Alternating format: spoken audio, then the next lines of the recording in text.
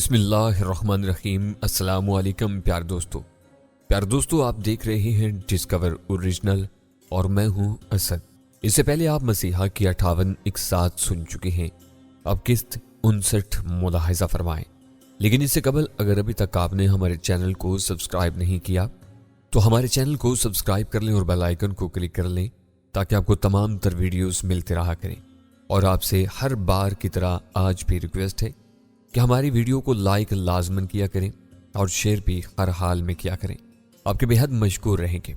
और comments box में लाजमन बताया कीजिए कि आपने हमारी वीडियो को लाइक किया है या शेयर किया है या नहीं। आइए इस दास्तान का आगाज करते हैं।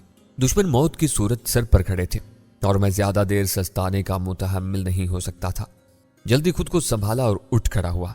तशवीश अब मुझे रूमी की तरफ से हो रही थी जिसे मैं चश्मे तसव्वुर में गालियां बकते देखने लगा। दुश्मनों को नहीं, यूं बेयारो मददगार छोड़ के और अपनी जान बचा के वहां से भाग निकला था मैं। इस बात ने मुझे एहसास शर्मिंदगी में मुब्तला कर दिया। लेकिन मैं क्या करता, तारिक पहले ही उनके कब्जे में जा चुका था। अब हम दोनों भी यरगमाल बना लिए जाते तो क्या होता। हम तीनों में से किसी को तो आजाद रहते हुए कुछ न कुछ तो करना था। ताहम यह भी हकीकत थी कि मैंने मौका से जरूर राह फरार इख्तियार की थी, मगर इससे ज्यादा आगे जाने का कोई इरादा नहीं रखता था। लिहाजा संभाला लेते ही मैंने इस तरफ देखा था जिधर से मुझे भागने का रास्ता मिला था। इस तरफ जहां खुद साख्ता गड़े के कटाव की दीवार से बन गई थी, वहां मुझे बुलंदी पर 3-4 मुसल्लह अफराद खड़े इधर उधर जायजा लेते दिखाई दिए। दिन पूरी तरह निकला हुआ था और गर्म धूप पूरी तरह फैली हुई थी। शुक्र का मकाम था कि खुली फिजा होने के सबब खबस या गर्मी का एहसास ज्यादा नहीं था। मैंने पल के पल एक अंदाजा कायम किया और अपने दाएं बाजू के रुख पर जहां टीलों के दरमियान एक भूल फलियों जैसी गुजरगाह बनी हुई थी, इस तरफ को तेजी से बढ़ गया। इसी वक्त मुझे किसी के चिल्लाकर बोलने की आवाज सुनाई थी। यह आवाज मरदूद ताज की थी। वो शायद अपने साथियों को मेरी तलाश के सिलसिले में यकीनन कोई हदायत दे रहा था। मुझे रूमी की फिक्र थी और डर था कि कहीं ये भेड़िया सिफ्त एहसास शिकस्त और इंतकामन रूमी को गोली ना मारते, क्योंकि अब तक वो उसकी अहमियत ही नहीं बल्कि असलियत से भी आगाह हो चुका था। इसलिए मैं रूमी को उसके चुंगल से बचाने की अपनी सी जो कोशिश कर रहा था, इससे पीछे नहीं हटा था। लिहाजा मैंने अपनी पेशकदमी मौकूफ नहीं की थी और आगे बढ़ता रहा, यहां तक एक नीम ढलानी टीले का मुख्तसर चक्कर काट कर दोबारा उसी मकाम तक जा पहुंचा जिधर से मैं गिरा था। यह शॉर्टकट साबित हुआ था। इसी दौरान जब दूसरी बार मुझे उसके चिल्लाने की आवाज जरा करीब से सुनाई दी तो खुदा खुला कि मेरा ख्याल गलत था। वो बदबख्त रूमी को गन पॉइंट पर लिए हुए था और बराह रास्त मुझे ही मुखातिब करके पुकारे जा रहा था। सैफ, अब आखिरी बार कह रहा हूं, तुम्हारी साथी की जिंदगी मेरी उंगली के एक इशारे के रहमो करम पर है। मैं 10 तक गिनूंगा, खुद को मेरे सामने पेश कर दो। मैं जानता हूं तुम इधर ही आस पास कहीं मौजूद हो। अब मैंने टैगर पर उंगली रखती है और गिनती गिनने लगा हूं। 1, मैं अपनी जगह सुन्न होकर है क्या। उसकी होशियारी और चालाकी ने मेरे आसाब चटका दिए थे। 2, आज उसकी आवाज मुझे दुनिया की मनहूस तरीन आवाज महसूस होने लगी। 3, मुझे यूं लगा जैसे इस मरदूद की गिनती पर मेरा दिल भी रुक रुक कर धड़क रहा है, जैसे 10 की गिनती के बाद रुक ही जाएगा। मैं जानता था कि ताज ने सिर्फ अपनी इसी चाल पर ही मौकूफ नहीं किया होगा, बल्कि उसने अपने मुसल्ला साथी भी मेरी तलाश में रवाना कर रखे होंगे। इसलिए मुझे इनके भी कहीं से अचानक नमूदार होने का धड़का लगा हुआ था। 10 उसके करीब नमूदार होने तक इस रजील की गिनती इख्तिताम को पहुंच चुकी थी। मैंने फैली हुई आंखों से उसकी जानिब देखा था। वो गड़े के कटाव वाली जगह पर रूमी को दबोचे हुए गन पॉइंट पर लिए खड़ा था और उसकी नजर निशेब पर कहीं टिकी हुई थी। वहां सिर्फ उसका एक साथी मुस्तद और चौकस अंदाज में पिस्तौल हाथ में थामे खड़ा था। बाइक और उनकी गाड़ी मौजूद नहीं थी। यूं मेरा ख्याल दुरुस्त निकला, उसके साथी मेरी ही तलाश में निकले हुए थे।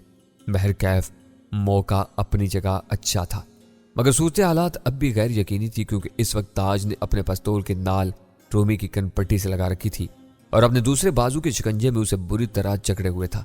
इसकी चालाकी ने मेरी पेशकदमी को नाकाम बना दिया था। गिनती पूरी हो गई, अब गोली की आवाज सुनना। वो मरदूद आलम तैश में चिल्ला कर बोला, को खुदा के लिए मुझे मत मारो। रूमी ने लरसती आवाज में इस जल्लाद सिफ्त की मिन्नत की और इसी वक्त मैंने चीख कर अपनी मौजूदगी से उसे मुतल्ला कर दिया। मैं इनसे लगभग 15-20 गाम की दूरी पर खड़ा था। चूंकि कदरे अकम में था, इसलिए मेरी आवाज सुनते ही उसका साथी और जरताज बैक वक्त मेरी जानिब मुड़े थे।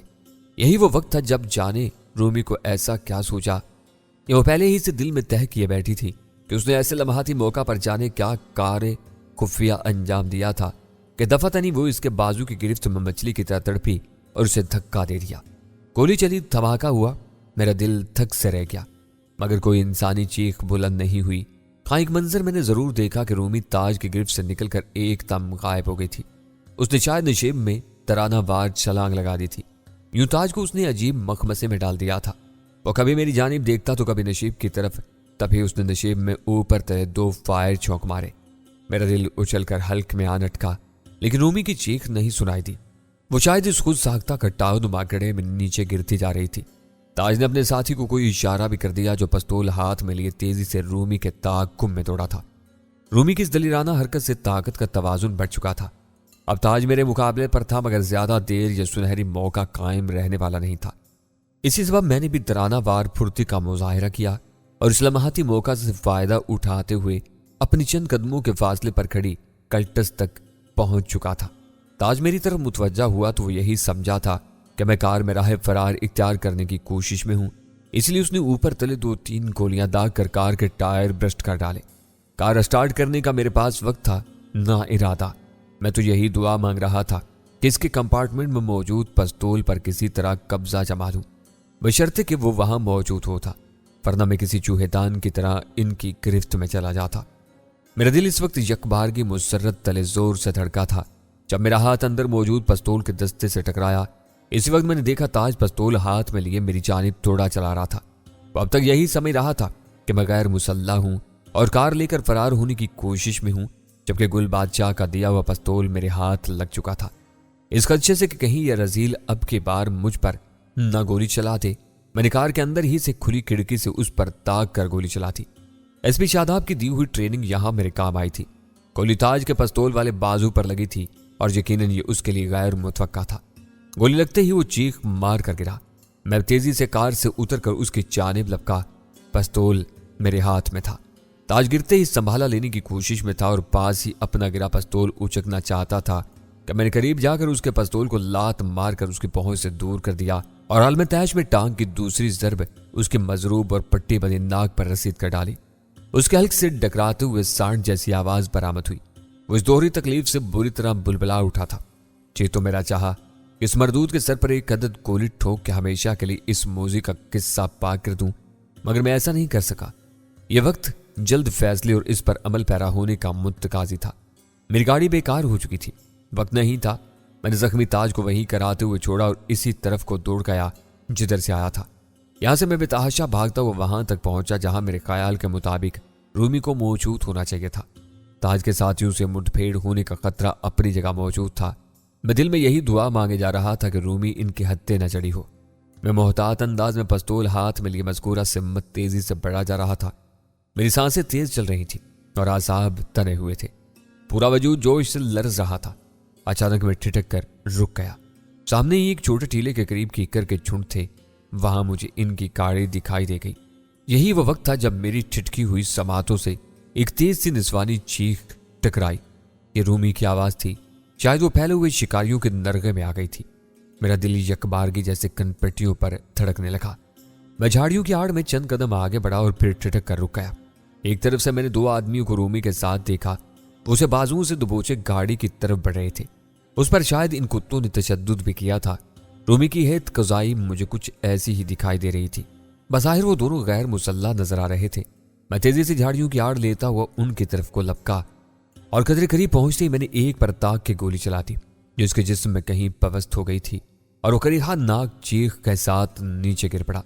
دوسرے نے بری طرح بدک کر مچلتی ہوئی رومی کو چھوڑا اور اپنے لباس سے کوئی ہتھیار نکالنے کی صحیح کرنے لگا۔ یہ اس کی شاید بوکھلاہٹ میں ایک فاش غلطی تھی جس کا میں نے یوں فائدہ اٹھایا تھا کہ ایک عدد گولی بڑے آرام سے اسے بھی ٹھوکتی۔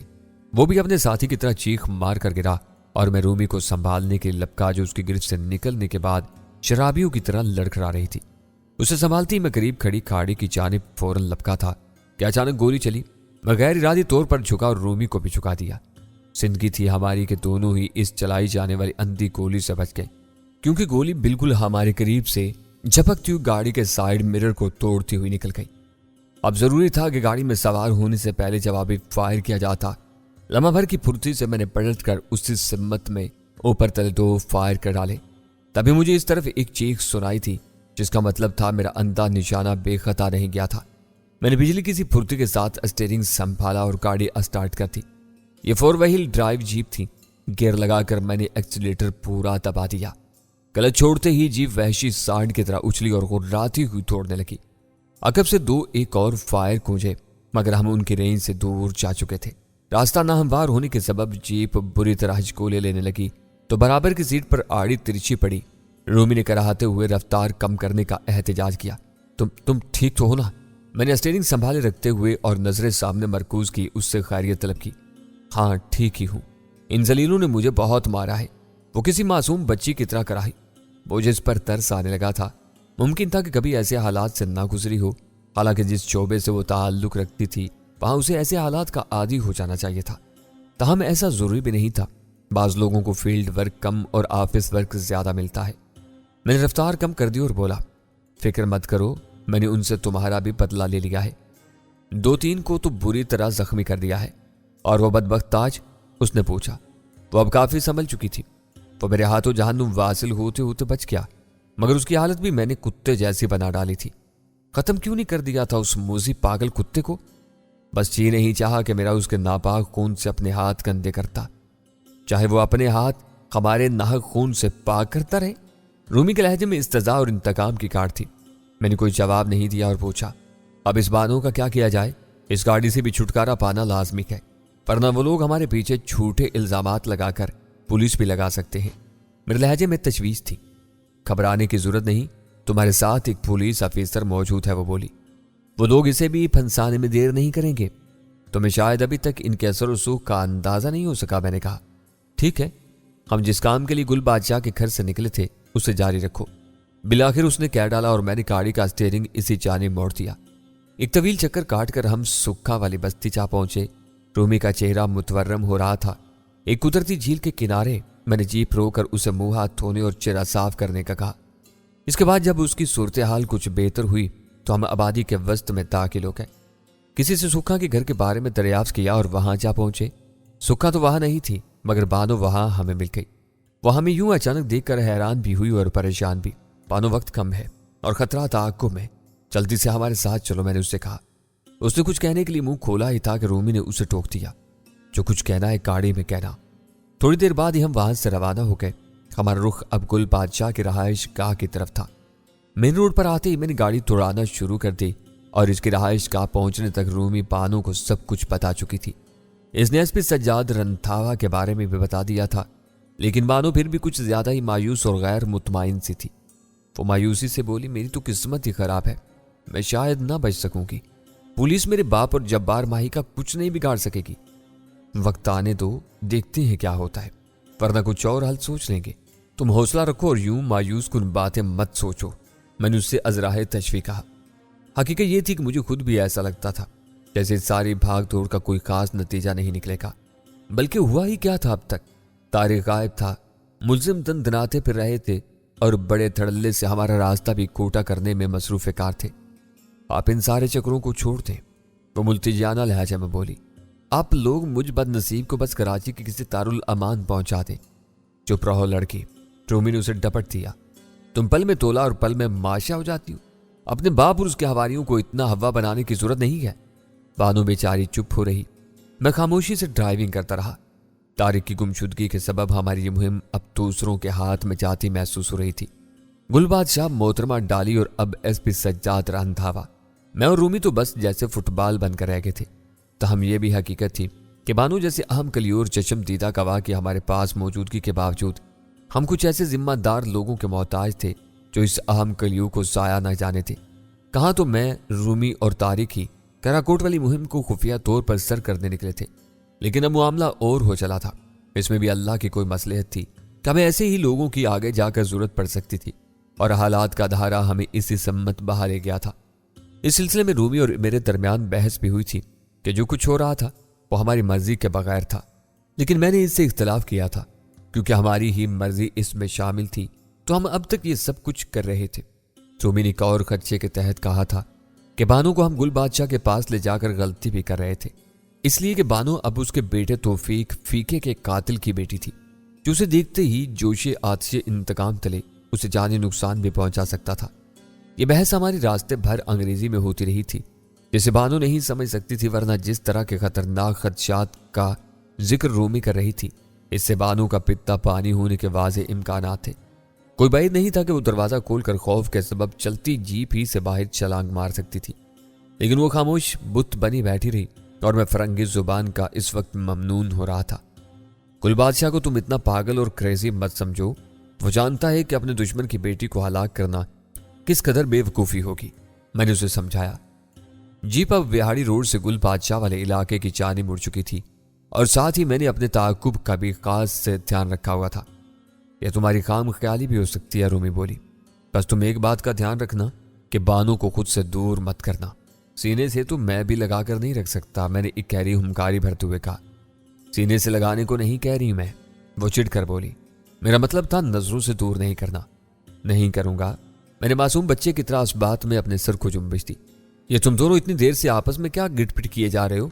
मुझे भी तो बताओ ना, क्या कोई खतरे वाली बात है? बिलाखिर अकबी सीट पर खामोश और गमजदा सी बैठी बानो ने हमसे पूछ लिया। तुम्हें कहीं पुरअमन हालात दिखाई दे रहे हैं? मैंने बेजारी से कहा। तुम खामोश रहो, हम आपस में कोई जरूरी बातें कर रहे हैं, रूमी ने उसे टोका। बानो बेचारी चुप कर गई थी, मगर मुझे दुख हुआ। बिलाखिर उससे मुलायमत आमेजी से बोला, बानो, हम तुम्हारे ही बारे में बातें कर रहे हैं कि तुम्हें इंसाफ कैसे दिलाया जा सके। हमारी गुफ्तगू की बात पेचीदगियां तुम्हारी समझ में नहीं आएगी और हम नहीं चाहते कि तुम बिला वजह मजीद परेशान और फिक्रमंद हो जाओ।